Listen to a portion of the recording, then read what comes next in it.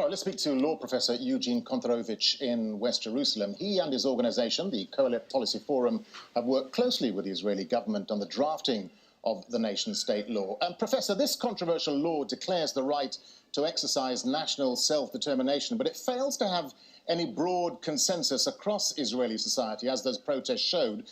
No wonder, then, we've seen massive protests. No wonder critics say it's racist, and it cements the discrimination of non-Jewish minorities in the country. What's your response?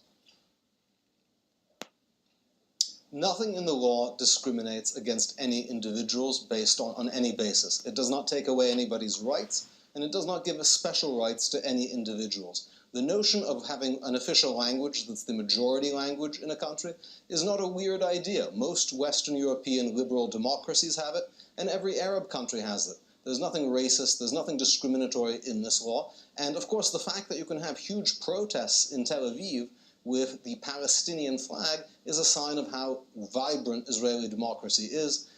This is a democracy that functions. This is a democracy where even the harshest critics of the existence of the country can speak out in the middle of Tel Aviv. If only we could have such demonstrations in Ramallah. Okay, but I beg to differ about the democracy. I mean, even if we go back to Israel's Declaration of Independence in 1948, at the time it set new standards by emphasizing democracy, by emphasizing equality for all, regardless of religion or ethnicity. But neither democracy or equality are mentioned once in the nation-state law. So as someone who advised on the drafting of this law, what's your response to those who say it's racist, undemocratic, and certainly unequal? Again, the most important point to emphasize is nothing in this law, neither the creation of an official language, a flag, takes away anyone's rights or gives away anyone's rights, and the equality was already in the Constitution. Israel introduced constitutional guarantees of human dignity, human rights, and there's a constitutional right of equality that's already in the Constitution. Israel does not have a constitution that was written all at once. Instead, it's written in little pieces. And the human rights and equality provisions, the provisions about democracy, they're already there. And when people say, why aren't they in this basic law? That's because they're already put in. Indeed, Israel did democracy before it addressed the Jewish character of the state. So these criticisms, I think, are disingenuous. Yeah, but Professor, your argument doesn't hold any water, because we just played a soundbite from the Israeli Prime Minister, who said he rejects the idea that Israel is a state for anybody else than the Jewish people. But instead of democracy and equality, non-Jewish minorities have lost the right to self-determination. The Arabic language, as we know, has been downgraded, and the creation of purely Jewish settlements has been declared an issue of national interest. That's extraordinary. I mean, these settlements, as we know, are illegal under international law. And Arabs point out that this is not a policy of equality, it's a policy of superiority, isn't it?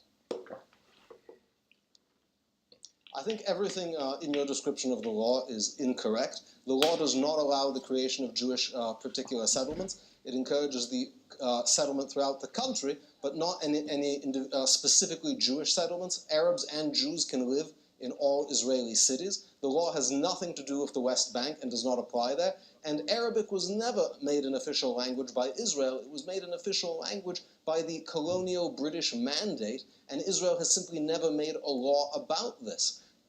Palestine has Arabic as an official language. Egypt has Arabic as an official language. Why can the world's one Jewish country not have Hebrew as its official language? Let's just broaden this out, because even self-determination is not something. President Reuven Rivlin said the undemocratic nature of the law makes it a weapon for Israel's enemy. And the outgoing head of the Jewish agency, Nathan Sharansky, says, look, the law is driving a wedge between Jews in Israel and those in the diaspora. So even Jews at home and abroad are extremely worried about this law. The even Jews argument is easy to make, because Israel is a democracy where lots of people can express different views. It's true, it's hard to make the argument even Palestinian Arabs disagree with the Palestinian government, because they'd be put in jail. It's true, in Israel this law was subject to a 7-year debate in the Knesset. It won by a significant majority. And polls show that it is extremely popular. It simply restates the basic values of Israel, that the Jewish people should have a national home like every other people. We're running out of time. Let me get a final point from you, Professor. And we know it has critics. That's democracy. Just a final point. Many observers say that, look, the nation-state law is largely pointless anyway. It's really about Netanyahu picking a fight with the political left and the broader international community to win another majority at the next election. This is a shrewd move by him politically then, isn't it? This law was actually first introduced 7 years ago by a left-wing party, which only began opposing it after the right-wing government took power. This is not a right-wing law. The current Prime Minister does not need this law to win a new majority. And the law has been passed simply to restate what most countries have in their constitution, basic provisions about language, national character. Israel has waited 70 years. It's taken a long time. And after putting democracy in the Constitution, after putting equality in the Constitution, now it is time to address the basic idea that the Jewish people should have a state like other people in the world. Eugene Kontorovich, thank you for talking to Al Jazeera.